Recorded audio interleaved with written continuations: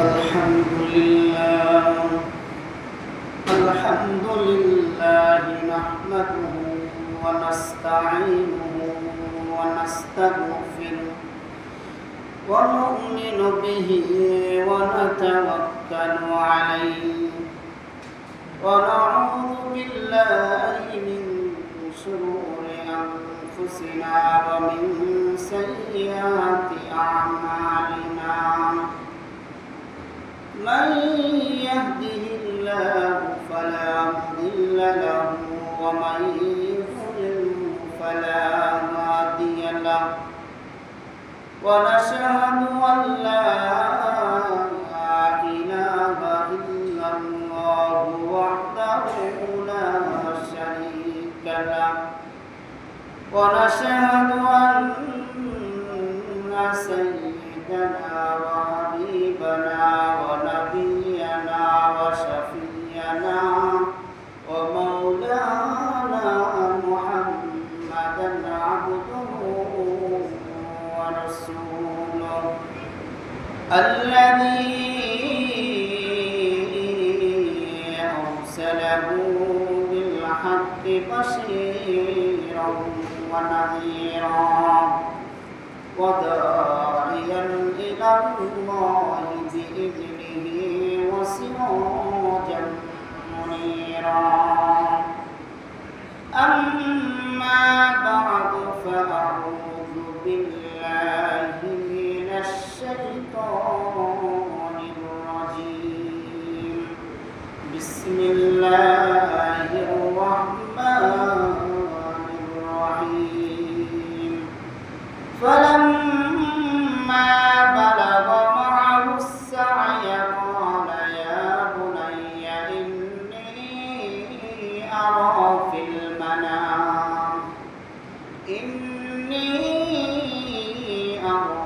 المنام أني أذبحك فانظر ماذا ترى قال يا أبت افعل ما تؤمر ستجدني إن شاء الله من الصابرين فلما أسلما وتله للجبين وناديناه أن يا إبراهيم قد صدقت الرؤيا إنا كذلك نجزي المحسنين إن هذا لهو البلاء المبين وفديناه بذبح عظيم صدق الله المولانا العظيم الحمد لله সমস্ত তারিফ সমস্ত প্রশংসা মহান রব্বুল আলামিনের জন্য যে রব্বুল আলামিন আমাদেরকে জিলকদ মাসে একদম শেষ দিকে আমাদেরকে আল্লাহ তাআলা দুনিয়ার সর্বপ্রকারের কার্যকলাপ থেকে বিরত রেখে আল্লাহ তাআলা জুমার নামাজ আদায় করার উদ্দেশ্যে আমাদেরকে আল্লাহ তাআলা তার সর্বশ্রেষ্ঠ জায়গায় আসার জন্য তৌফিক দান করেছেন। এই জন্য মহান রব্বুল আলামিনের শুকরিয়া আদায় করি আলহামদুলিল্লাহ। লাখ কোটি দরুদ ও সালাম ওই রাসূলের প্রতি। আল্লাহ রব্বুল আলামিন যে রাসূলকে এমন একটি কোরআন, এমন একটি কিতাব দিয়েছেন, যে কোরআন, যে কিতাব আল্লাহ তাআলা পৃথিবীতে অগণিত নবী রাসূল পাঠিয়েছেন, তাদের কাউকে আল্লাহ তাআলা এইরকম কিতাব দেন নাই। এবং যে কিতাব আমাকে, আপনাকে, আমাদের সকলকে অন্ধকার থেকে আলোর দিকে নিয়ে আসবে, ওই নবীর প্রতি আমরা দরুদ ও সালাম পাঠ করি সাল্লাল্লাহু আলাইহি ওয়াসাল্লাম। আপনাদের সামনে গত 4 জুমায় হযরত ইব্রাহিম আলাইহিস সালামের জীবনী সম্পর্কে আলোচনা করেছি। তারই ধারাবাহিকতায় আজকেও হযরত ইব্রাহিম আলাইহিস সালামের জীবনী সম্পর্কে আলোচনা হবে। আল্লাহ রাব্বুল আলামিন হযরত ইব্রাহিম আলাইহিস সালামকে নিজের খলিল অর্থাৎ নিজের বন্ধু বানিয়ে নিয়েছেন। এমনি এমনি তাকে নিজের বিশেষ বন্ধু বানান নাই।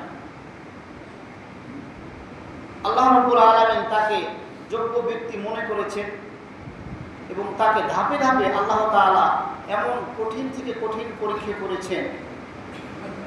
আমাদের রাসূলকে আল্লাহ তাআলা বিভিন্নভাবে কষ্ট দিয়েছেন, শারীরিকভাবে কষ্ট দিয়েছেন, মানসিকভাবে কষ্ট দিয়েছেন। আমাদের রাসূলের হিসাবটা ছিল অন্যরকম। তিনি জন্মের পূর্বেই তার বাবাকে হারিয়েছেন, শিশুকালে তার মাকে হারিয়েছেন, আস্তে আস্তে তার আপন জনদেরকে তিনি একাধারে কি করেছেন, হারিয়ে ফেলেছেন। কিন্তু আল্লাহ তাআলা আমাদের রাসূলের সঙ্গী হিসেবে সব সময় একজন না একজনকে, আমাদের রাসূলকে সাপোর্ট করার জন্য আল্লাহ তাআলা একজনকে কি করেছেন, দাঁড় করায় দিয়েছেন। আমাদের রাসূলকে সমর্থন করার জন্য, তাকে সাপোর্ট করার জন্য এবং তাকে সহযোগিতা করার জন্য, আল্লাহ তাআলা বা তার দুঃখ কষ্ট ভাগ করে নেওয়ার জন্য পর্যায়ক্রমে যখনই আমাদের রাসূল কাউকে হারিয়ে ফেলেছেন, আল্লাহ তাআলা একজনকে তার নিকটে কি করেছেন, বন্ধু হিসেবে পাঠিয়ে দিয়েছেন। কিন্তু হযরত ইব্রাহিম আলাইহিস সালাম উনি এমন একজন নবী ছিলেন যে ওনাকে সাপোর্ট করার মতো কেউ ছিল না। আল্লাহ তাআলা ওনাকে এককভাবে কি করেছেন, পরীক্ষা নিয়েছেন এবং ওনাকে যেভাবে পরীক্ষা নিয়েছেন, এই পরীক্ষা অন্য অন্য নবী রাসূলদেরকে দ্বারা আল্লাহ তাআলা কি করেন নাই, নেন নাই। যদিও অন্য নবীদের থেকেও আল্লাহ তাআলা পরীক্ষা নিয়েছেন, কিন্তু এইরকম ভাবে একাধিকভাবে একটার পরে একটা তাকে, মানে এক পরীক্ষা যেরকম কঠিন, তার সামনের পরীক্ষাটা তার থেকে আরো কঠিন, এইরকম ভাবে আল্লাহ তাআলা হযরত ইব্রাহিম আলাইহিস সালামকে শেষ পর্যন্ত পরীক্ষার কঠিন থেকে কঠিন পরীক্ষার সম্মুখীন করেছেন। তো তারই ধারাবাহিকতায় গত 4 জুমায় আপনাদের সামনে কিছু উপস্থাপন করেছি। তো আজকে ইনশাআল্লাহ তারই ধারাবাহিকতায় আজকে যে ঘটনাটা উপস্থাপন করব, আমরা আসলে ঘটনাটা অনেকদিন শুনেছি, আমরা জানি, কিন্তু আল্লাহর রাসূল বলেন যে তোমরা দিনী আলোচনা সবসময় জিকির করতে থাকো, অর্থাৎ সবসময় এগুলো তোমরা বলাবলির উপর রাখো। এর দ্বারা কি হবে, তোমাদের ঈমান তরতাজা হবে। বলুন সুবহানাল্লাহ। এর মানে এটা না তো হুজুর আমরা ইব্রাহিম আলাইহিস সালামের জীবনী জানি, আপনি নতুন কিছু থাকলে আপনি বলেন না, ওটাই আপনি আবার শুনেন। কারণ এটা যখন আপনি আবার শুনবেন, আপনি যে এক অবস্থানে আছেন, এই ঘটনা শোনার কারণে আল্লাহ তাআলা আপনাকে নতুন একটা অবস্থানে নিয়ে যাবেন। বলুন সুবহানাল্লাহ। কারণ যখন আপনি দিনের কোনো কথা শুনবেন, যদি আল্লাহ তাআলা আপনার কলবে একবার ধাক্কা লাগায়া দেয়, আপনি হিদায়াতের পথে চলে আসবেন। যেমন দেখেন হযরত ইব্রাহিম আলাইহিস সালাম, উনি প্রায় ৮৬ বছর বয়সে আল্লাহ তাআলা ওনাকে একটা সন্তান দেন। বৃদ্ধকালের সন্তান কতই আদরের হবে, এটা যাদের সন্তান আছে আমরা বুঝি। প্রথম সন্তান যদি আমরা পাই, আমরা কতই না খুশি হই, তাই না ভাই? আরও যদি সন্তান না থাকে, শেষকালে আসে যদি একটা সন্তান আল্লাহ তাআলা দেয়, তাহলে তো পৃথিবীতে মনে হয় না যে ওই ব্যক্তির চাইতে সুখী মানুষ আর পৃথিবীতে কি কেউ আছে। তখন সে নিজেকে সুখী মনে করবে এবং নিজেকে মনে করবে আমি যে দুনিয়াতে আসছি, দুনিয়াতে আসাটা আমার জন্য সার্থক হয়েছে, আর আমি একজন সন্তানের কি হতে পেরেছি, বাবা হতে পেরেছি। এই কষ্টটা ওই ব্যক্তি বুঝবে যে ব্যক্তিকে আল্লাহ তাআলা সন্তানহীনভাবে রেখেছেন। তাকে জিজ্ঞাসা করে দেখবেন যে সে দুনিয়াতে আসছে, সে বলবে দুনিয়াতে আসা আমার জন্য কি হয়েছে, একটা বৃথা, দুনিয়াতে আমি অনার্থকভাবে এসেছি। এর নিচে এইরকম তার মানে মনের অনুভব কি করবে, প্রকাশ করবে। কিন্তু একজন সন্তান প্রাপ্ত ব্যক্তি এইরকম কি করবে না, অনুভূতি প্রকাশ করবে না। তো হযরত ইব্রাহিম আলাইহিস সালাম যখন এইরকম বয়সে একজন সন্তান পাইলেন, আর ওই সন্তানের চেহারার মধ্যে আখির জামানার নবীর ছাপ আল্লাহ তাআলা দিয়েছেন। ওই সন্তানের মধ্যে, ওই সন্তানের চেহারার মধ্যে কার ছাপ? প্রথমত ওই সন্তান কি হবে, নবী হবে। আর দ্বিতীয়ত ওই সন্তানের বংশ থেকে এমন একজন নবী আসবে, যে নবী সমস্ত নবীগণের চাইতে কি উত্তম। তাহলে ওই নবীর ছাপ, ওই নবীর মানে আকৃতি আল্লাহ তাআলা হযরত ইসমাঈল আলাইহিস সালামের চেহারার মধ্যে আল্লাহ তাআলা কি করেছেন, দান করেছেন। বলুন সুবহানাল্লাহ। তাহলে সন্তানটা কি রকম বুঝতেই পারতেছেন। প্রথমত সেও নবী, এই বাচ্চাটাও কি নবী। তারপরে বংশ থেকে আসবে আখিরি জামানার নবী, তাহলে তার চেহারা কি অবস্থা হয়েছে? তো যখন সন্তানের প্রতি উনি বেশি আকৃষ্ট হইতেছে, আল্লাহ তাআলার এটা পছন্দ হইতেছে না। আল্লাহ তাআলার কি হইতেছে না? পছন্দ হইতেছে না। আল্লাহ তাআলা ভাবতেছে যে আমার খলিল এখন তো দেখি আমার চাইতে তার সন্তানের দিকেই বেশি কি করে, তার মুখটা মুতাওয়াজ্জা করতেছে। অর্থাৎ উনি সবসময় আল্লাহর দিকে তাকায় থাকতেন। হযরত ইব্রাহিম আলাইহিস সালাম আল্লাহর দিকে তাকায় থাকতেন বেশি সময়। অর্থাৎ উনি আল্লাহর দিকে তাকালে কি পাইতেন?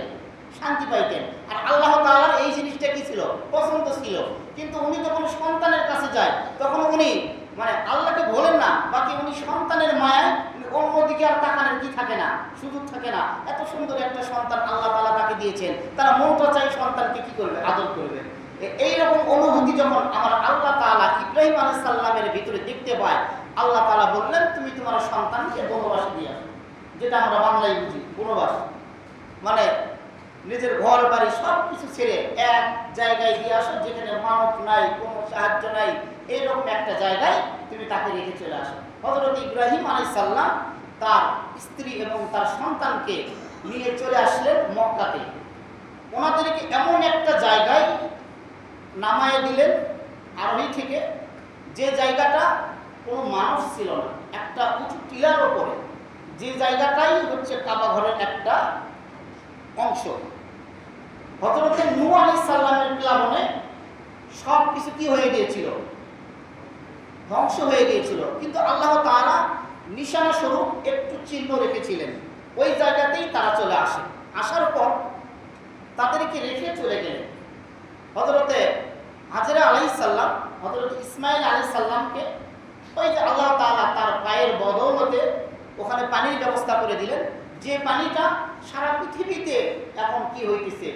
বহন হইতেছে। সারা পৃথিবীর কোনায় আনাচে কোনায় যে পানিটা পৌঁছিতেছে। অর্থাৎ হাজী ভাইয়েরা হজ করতে গেলে কিছু যদি না আনতে পারে, ওখান থেকে এক বোতল পানি নিয়ে আসে। কথা বলে ঠিক না ব্যাটি? তাহলে আল্লাহ তাআলা ইব্রাহিম আলাইহিস সালামের পায়ের আঘাতের বদৌলতে যে পানিকে আল্লাহ তাআলা জারি করলেন, এই পানিটা আল্লাহ তাআলা সারা পৃথিবীতে পৌঁছায় দিচ্ছেন। কিয়ামত পর্যন্ত পৌঁছবে ওই জায়গার পানি। এটা আল্লাহ তাআলার একটা মুজিজা না ভাই? আল্লাহ তাআলার একটা মুজিজা।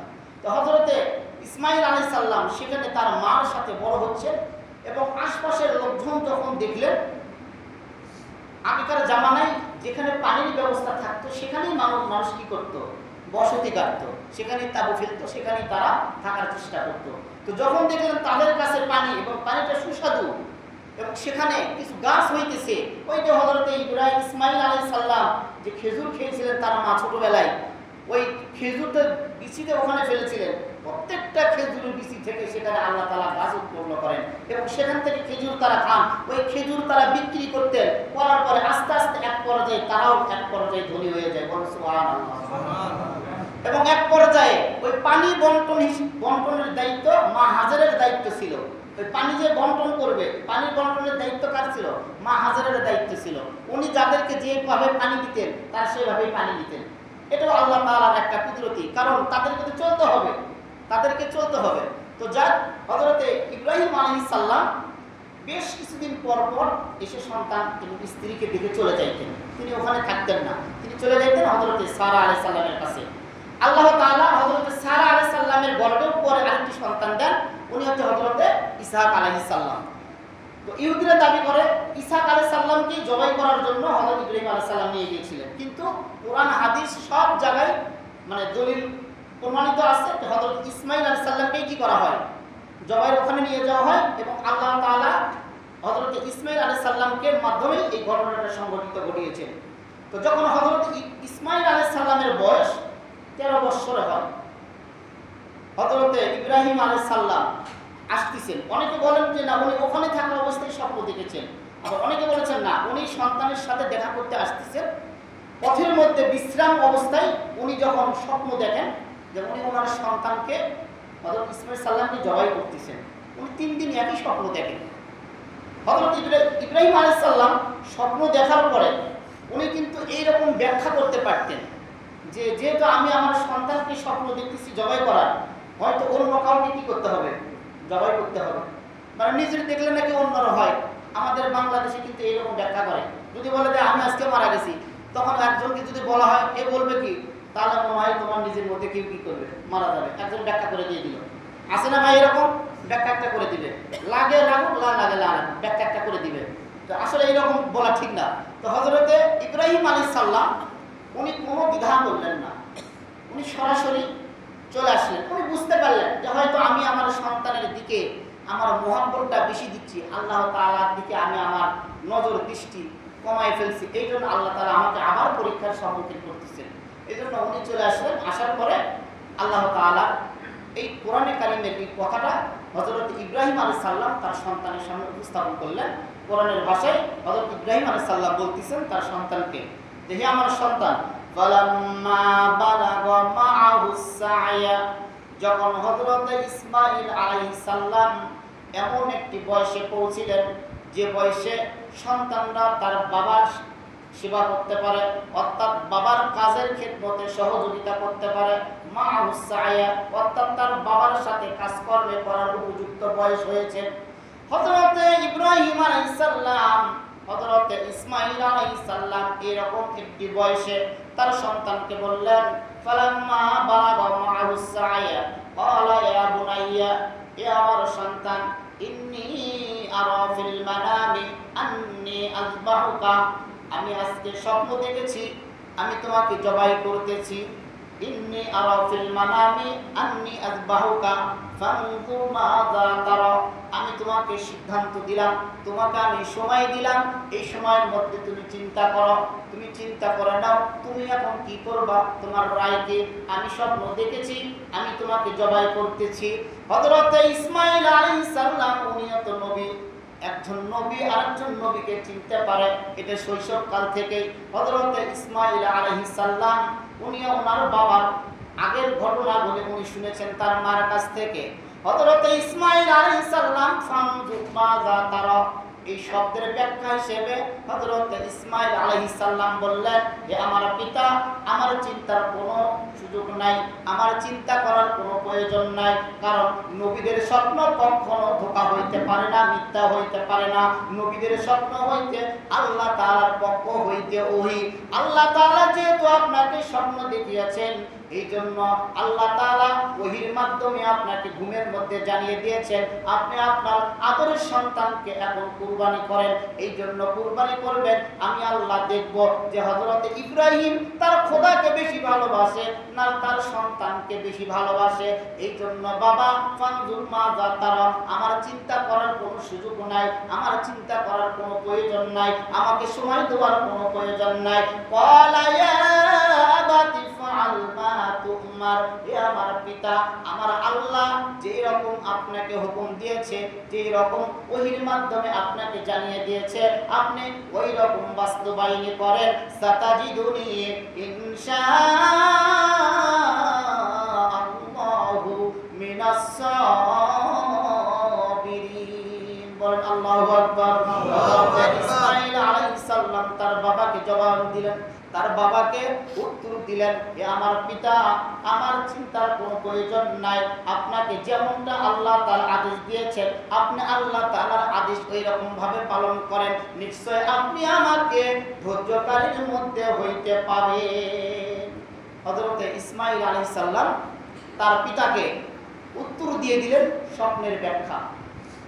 তারা অন্য কোনো চিন্তা করলেন না, অন্য কোনো চিন্তা করলেন না। হযরত ইসমাঈল আলাইহিস সালাম তার বাবাকে এই কথাটা বলতে পারতেন, আপনি এমন বাবা যে আপনি আপনার স্ত্রী সন্তানকে অন্য দেশে টাকা পয়সা না দিয়ে খালি হাতে, শূন্য হাতে এক মরুভূমির মধ্যে আপনি ফেলে দিয়ে গেছেন, আজকে 13 বছর পরে আসছেন আমাকে জবাই করার জন্য। এইরকম ভাবে কথা বলতে পারতেন হযরত ইসমাঈল সাল্লাম? আপনি 10 বছর বাইরে থেকে আইসে আপনার সন্তানকে বলেন যে বাবা, আমি এতদিন খালি স্বপ্ন দেখতেছি তোমাকে আমি জবাই করতেছি, আমি আল্লাহর হুকুমে তোমাকে আমি জবাই করব। ওই সন্তান এই কথা বলার আগে আপনাকে জমিনে ফালায় ফেলবে। জমিনে ফালাবি না ভাই? জমিনে ফালায় ফেলবে। কিন্তু হযরত ইসমাঈল আলাইহিস সালাম উনিও যেহেতু নবী, উনিও বুঝতে পেরেছে যেহেতু আল্লাহ তাআলা নবীদেরকে, শয়তান নবীদেরকে কোনো প্রকারে ধোঁকা দিতে পারে না। কোনো প্রকার কি দিতে পারে না, ধোঁকা দিতে পারে না। উনি যেহেতু স্বপ্ন দেখেছেন, আর নবীদের স্বপ্নটা ওহী, আর ওহী একমাত্র কোথায় থেকে আসে? আল্লাহ তাআলার পক্ষ থেকে আসে। যেহেতু আল্লাহর পক্ষ থেকে হুকুম এসেছে, সুতরাং আমি আল্লাহর হুকুম পালনার্থে আমরা দুইজন আল্লাহর হুকমে ইলাহির সামনে আমরা নিজেদেরকে কি করব? সফর করব। বলেন সুবহানাল্লাহ। এবার পিতা পুত্র দুইজন আল্লাহ তাআলার সামনে নিজেদেরকে কি করলেন? উৎসর্গ করলেন। কিভাবে উৎসর্গ করলেন? তারা চলে গেলেন মিনা বাজারে। মিনা বাজারে চলে গেলেন। এখন যেখানে হাজী সাহেবরা কুরবানি করেন ওখানে চলে গেলেন। এক সময় এটা ছিল কি? মরুভূমি ছিল। তো হযরত ইসমাঈল আলাইহিস সালামকে নিয়ে চলে গেলেন হযরত ইব্রাহিম আলাইহিস সালাম। এবং পথের মধ্যে শয়তান বাধা হয়ে দাঁড়ায়। শয়তান বাধা হয়ে দাঁড়ায়, কারণ শয়তান জানে যদি ওখানে পৌঁছে তাহলে তারা এটা বাস্তবায়িত করে দেখাবে। তাদের যাওয়ার আগেই তাদেরকে কি করতে হবে? বাধা দিতে হবে। শয়তান তখন বিশাল আকৃতির দানব হয়ে তাদের সামনে দাঁড়াইলেন। যেভাবে আর কি তাদেরকে বাধা দেওয়া যায় শয়তান চেষ্টা করলেন, কিন্তু চেষ্টায় সফল হতে পারলেন না। বরঞ্চ পিতা পুত্রের পাথরের আঘাতে শয়তান ক্ষতবিক্ষত হয়ে সেখান থেকে পালিয়ে যায়। সুবহানাল্লাহ। এই জন্য আল্লাহ তাআলার কাছে এই কাজটাও পছন্দনীয় ছিল।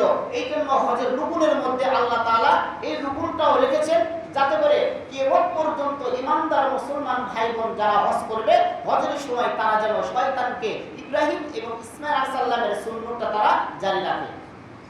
এই জন্য হজে যারা ওখানে কি করতে হয়? পাথর মারতে হয়। হযরতে ইব্রাহিম আলাইহিস সালাম যখন তার সন্তানকে ছুরি এবং রশি দিয়ে চলে গেলেন সেই মিনা পাহাড়ে, এবার হযরত ইসমাঈল আলাইহিস সালাম তার পিতাকে কয়েকটা কথা বলেন। কথার মধ্যে প্রথম কথা যে, বাবা আপনি ছুরিটা প্রথমে কি করেন? ভালোভাবে ধার করে নেন, যাতে করে আমাকে জবাই দিতে আপনার কষ্ট না হয়। যে সন্তান তার পিতাকে বলতেছে, এক নম্বর কথা। দুই নম্বর, আপনি যখন আমাকে জবাই করবেন তখন মেহেরবানি করে এই রশি দিয়ে আমার হাত এবং আমার পা আপনি বাঁধিয়ে ফেলবেন। কি জন্য বাঁধিয়ে ফেলবেন? যখন আপনি আমার গলায় ছুরি চালাবেন, আমার অজান্তে হয়তো আমি আপনার গায়ে আঘাত করতে পারি। আমি যদি অজান্তেও আপনার গায়ে আঘাত করি, তাহলে আমি একজন নবীর গায়ে আমি আঘাত করলাম, এর জন্য আল্লাহর দরবারে আমাকে জবাবদিহিতা করতে হবে। এই জন্য আপনি আমার পাটা কি করবেন? বেঁধে ফেলবেন, আর হাতটা বেঁধে ফেলবেন। আর হাতটা বেঁধে এই জন্য বেঁধে ফেলবেন যাতে করে আমার হাত নাড়াচাড়ার কারণে আমার যখন রক্ত বের হইবে জমিনে, তখন এই রক্তটা নাপাক, আমার নাপাক রক্ত যেন ইব্রাহিম খলিলুল্লাহর গায়ে না ঘুরে তার শরীরের কাপড় যেন নাপাক না হয়। এই জন্য আপনি আমার হাতটাও কি করবেন? বেঁধে ফেলবেন। 4 নম্বরে বলেন, আপনি আমাকে উল্টো দিক করে শোয়াইবেন। কি জন্য উল্টো দিক করে শোয়াইবেন? আমি আপনার একমাত্র সন্তান, আদরের সন্তান। তো যখন আপনার চেহারাটা আমার চেহারার দিকে পড়বে, আপনি মায়ায় আর ছুরি চালাতে পারবেন না। এই জন্য আপনি আমাকে উল্টো দিক করে শোয়াইবেন। 5 নম্বর হযরতে ইসমাঈল আলাইহিস সালাম বলেন যে, আপনি যখন আমাকে জবাই করার কাজ পরিপূর্ণ করে ফেলবেন, তখন দয়া করে এই জামাটা, রক্তমাখা জামাটা আমার মা হাজেরার কাছে পৌঁছিয়ে দিবেন। আমার মার কাছে এই জন্য পৌঁছিয়ে দিবেন, আমার মা সন্তান হারানোর বেদনা এই রক্তমাখা জামা দেখে বুকের সাথে আগিয়ে ধরে আমার মা আমাকে হারানোর দুঃখ কষ্ট ভুলে থাকতে পারবে। এই জন্য আমার রক্তমাখা জামাটা মেহেরবানি করে আমার মার কাছে পৌঁছিয়ে দিবেন। হযরত ইব্রাহিম আলাইহিস সালাম তার চোখ দিয়ে পানি পড়তেছে, উনি কোনো কথা বলতেছে না। হযরত ইসমাঈল আলাইহিস সালাম যেভাবে ওসিয়ত করলেন, উনি ওইভাবেই কাজ শুরু করে দিলেন। এবার হযরতে ইব্রাহিম আলাইহিস সালাম চোখে যখন একটা পটি বাঁধিয়ে ফেললেন, বাঁধিয়ে ফেলার পরে যখন ছুরি চালাইবেন, আল্লাহ রাব্বুল আলামিন হযরতে ইসমাঈল আলাইহিস সালামের গলায় শীষে দিয়ে দেয়। বলেন সুবহানাল্লাহ। হযরতে ইব্রাহিম আলাইহিস সালাম ছুরি চালাইতেছে, কিন্তু ছুরিটা কোথায় চলতেছে? শীষার উপরে। তার উপরে ছুরিটা কোথায় চলতেছে? শীষার উপরে। ছুরি দিয়ে কি শীষা কাটবে? শীষা কাটবে না। উনি বারবার চেষ্টা করতেছে, বারবার চেষ্টা করতেছে। যখন কয়েকবার এইরকম ভাবে উনি ছুরি চালাইতেছে, উপর থেকে হযরতে জিবরাইল আলাইহিস সালাম আওয়াজ দিলেন, আল্লাহু আকবার, আল্লাহু আকবার। হযরতে ইব্রাহিম আলাইহিস সালাম আসমানের দিকে আল্লাহু আকবার শব্দ শুনে যখন আসমানের দিকে তাকাইলেন, আল্লাহ রাব্বুল আলামিন বলেছিলেন, জিবরাইল, যখন আমার খলিলুল্লাহ আল্লাহ তোমার আল্লাহু আকবার শব্দ শুনে আমার দিকে তাকাইবে, ওই মুহূর্তে তুমি আমার ইসমাইলকে সরাইয়া জান্নাত থেকে ইসমাইলের ফেদিয়া হিসেবে তার জায়গায় একটা দুম্বা দিবে।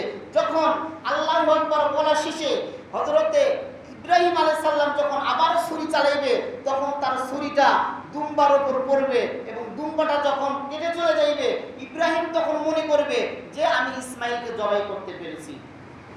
হযরতে জিবরাইল আলাইহিস সালাম আল্লাহু আকবার বলতেছেন। হযরতে ইব্রাহিম আলাইহিস সালাম আসমানের দিকে তাকাইলেন। হযরতে জিবরাইল আলাইহিস সালাম ইসমাইল আলাইহিস সালামকে সরায় ফেললেন এবং তার জায়গায় জান্নাত থেকে একটা দুম্বা নিয়ে এসে তার জায়গায় যখন শুয়ে দিলেন, ইব্রাহিম আলাইহিস সালাম এরপরে ছুরি চালাইতেছেন। আল্লাহু আকবার, লা ইলাহা ইল্লাল্লাহু আল্লাহু আকবার। উনি যখন দেখলেন যে ছুরি এবার চলতেছে, তখন উনি বললেন আল্লাহু আকবার, লা ইলাহা ইল্লাল্লাহু আল্লাহু আকবার। এবার পাশে থেকে হযরতে ইসমাইল আলাইহিস সালাম, হযরতে জিবরাইল আলাইহিস সালাম তারা এবার বলতেছেন ওয়ালিল্লাহিল হামদ, আল্লাহু আকবার ওয়ালিল্লাহিল হামদ। আল্লাহু আকবার, আল্লাহ সবচাইতে কি বড়। লা ইলাহা ইল্লাল্লাহু আল্লাহু আকবার, আল্লাহ তাআলা ছাড়া কোনো কি নাই, মাবুদ নাই। আবার আল্লাহু আকবার, ওই আল্লাহই বড়। ওয়ালিল্লাহিল হামদ, সমস্ত প্রশংসা ওই আল্লাহ তাআলার জন্য।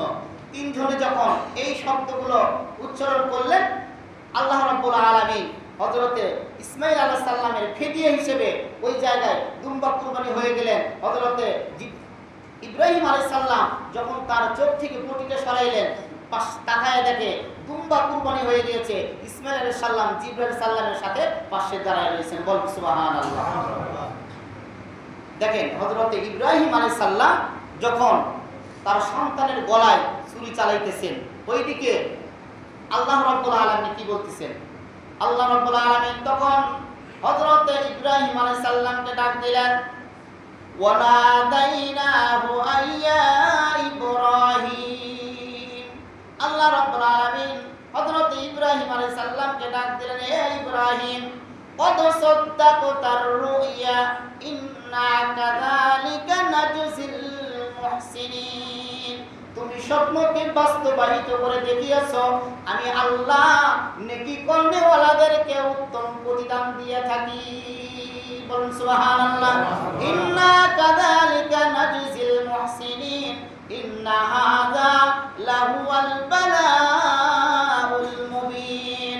আল্লাহ তাআলা বললেন, হে ইব্রাহিম, তোমার এবং তোমার সন্তানের জন্য এটা বাস্তবে একটা পরীক্ষা ছিল।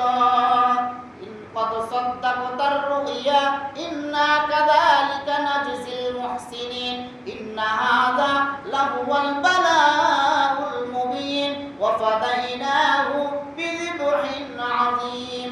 এবং ইসমাইলের ফিদিয়া হিসেবে আমি উত্তম একটা ফিদিয়া ইসমাইলের জায়গায় আমি দিয়া তোমার কুরবানিকে আমি পরিপূর্ণ করে দিলাম।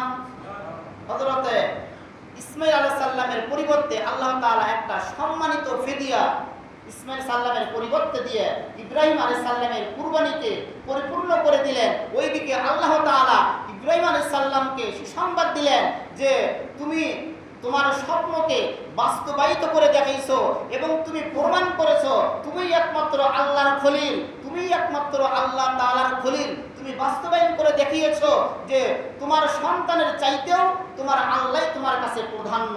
তুমি যখন এটা দেখিয়েছো, আমি তোমার উপর সন্তুষ্ট হয়েছি। আমি আল্লাহ নেক কর্মওয়ালাদেরকে উত্তম প্রতিদান দিয়ে থাকি, নেক কর্মওয়ালাদেরকে উত্তম প্রতিদান দিয়ে থাকি। ওয়াতারাকনা আলাইহি ফিল আখিরিন। এই ঘটনাটা আমি কোরআনের মধ্যে উল্লেখ করে রাখলাম আখিরি জামানার উম্মতের শিক্ষার জন্য। বলেন